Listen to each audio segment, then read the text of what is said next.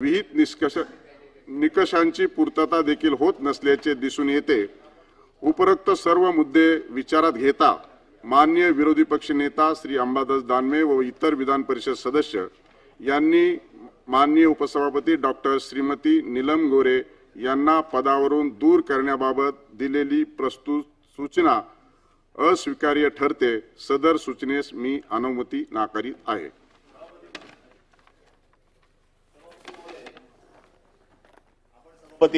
आपण जो निर्णय दिलेला आहे, परंतु मी देखील या सभागृहाचा खूप वर्ष सदस्य आहे। या सभागृहात याच्यापूर्वी या सभागृहात खालच्या सभागृहामध्ये अशा प्रकारचे प्रस्ताव आलेले आहेत, ज्या कारणास्तव आपण हा नाकारताय। मला या सभागृहाचं जे काही ज्ञान आहे, आजपर्यंत विश्वासदर्शक ठराव खाली जर सभापती अध्यक्षांवरती आणायचा असेल, मंत्रिमंडळावर आणायचा असेल तर एका ओळीचाच ठराव येतो। आम्ही हे निकष पूर्ण केलेले आहेत। 14 दिवसाच्या नंतर 10 पेक्षा कमी नाही असे सदस्य उभे राहतील आणि ठराव मांडतील। त्यावेळेला आम्ही त्यांना पदावरनं का दूर करायचे याची कारण सांगू, आणि जर त्यावेळेला तुमच्या त्या आता तुम्ही वाचवून दाखवलेल्या निकषामध्ये उपसभापतींना देखील त्यांचं म्हणणं मांडण्याचा अधिकार आहे। हा प्रकार जो इम्पीचमेंट जे सगळीकडे चालतं त्याच्यातलाच हा प्रकार आहे, याला वेगळे निकष लागू शकत नाहीत। आणि म्हणून माझं असं म्हणणं आहे की 14 दिवसानंतर, आज 14 दिवस पूर्ण झालेले नाहीत, 14 दिवस ज्या दिवशी पूर्ण होतील त्यानंतर आमचा अधिकार आहे तो रिमूव्हलचा ठराव आपल्याकडे मांडायचा। तो एका ओळीचाच असतो।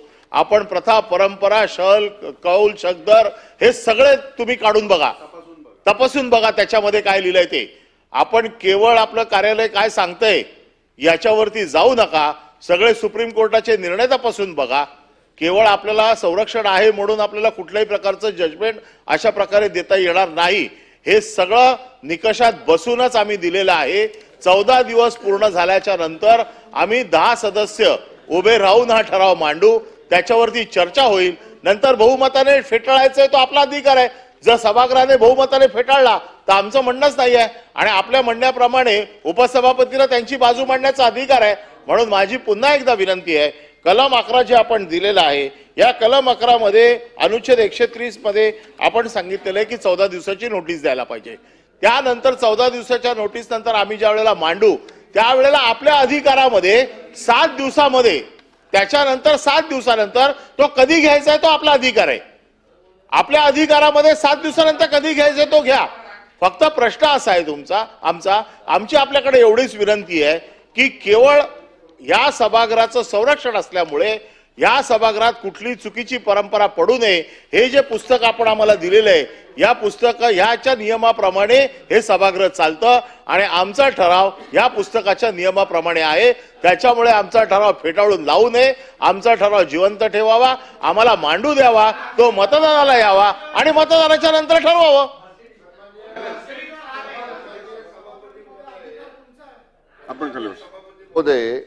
आपण ही सूचना अमान्य केलेली आहे।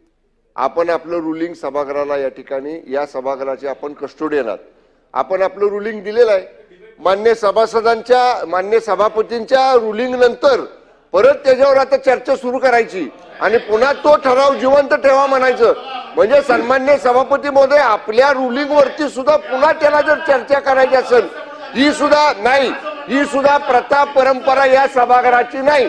एकदा माननीय सभापतींनी रुलिंग दिलं की ते या सभागृहाचा अंतिम निर्णय आहे, याच्यावर चर्चा होऊ शकत नाही। आपण जागेवर बस। मला वाटतं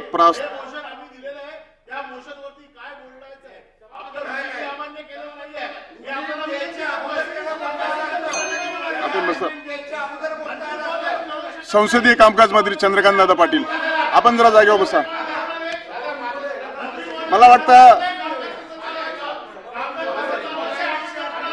मला वाटतं या मोशनच्या अनुषंगाने मी माझा निर्णय जाहीर केलेला आहे, आणि जे रुलिंग दिलेलं आहे त्याच्यावरती आता मला वाटतं अधिकची चर्चा होणं हे नियमाला धरून नाही आणि कायद्याला धरून नाही, प्रथा परंपरेनुसार मला वाटतं की लास्ट संधी मी संसदीय कामकाज मंत्री चंद्रकांत दादा पाटील बोलतील। आता आपण जरा मंत्री महोदय खाली बसा. संसदीय कामकाज मंत्री बोलताय. मी कोणालाही बोलण्यास परवानगी दिली नाही. संसदीय कामकाज मंत्री बोलतील.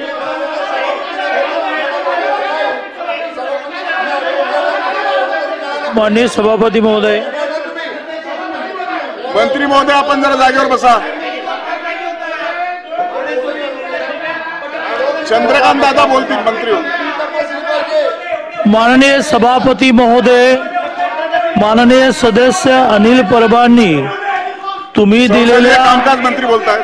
निर्णयानंतर त्यांची विनंती केलेली आहे आणि अशा प्रकारची विनंती सभापतींनी निर्णय दिल्यानंतर करण्यामध्ये काही अर्थ नाही असं शंभूराज देसाईंनी माननीय मंत्री महोदयांनी म्हटलं आहे आणि त्यामुळे दोघेही त्यांच्या त्यांच्या जागी बरोबर आहेत.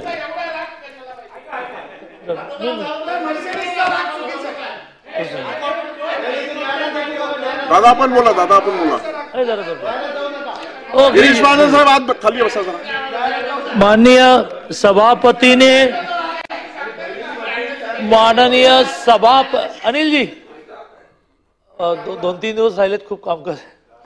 माननीय सभापतीने दिलेला निर्णय हा त्यांच्या अधिकारात जसा आहे तसं तो नियमाच्या आधारे आहे, पण तो निर्णय दिल्यानंतर एक सदस्य म्हणून माननीय अनिल परबांनी विनंती करणं हेही स्वाभाविक आहे. अशी विनंती करू नका असं शंभूराज देसाईंनी म्हणणंही स्वाभाविक आहे.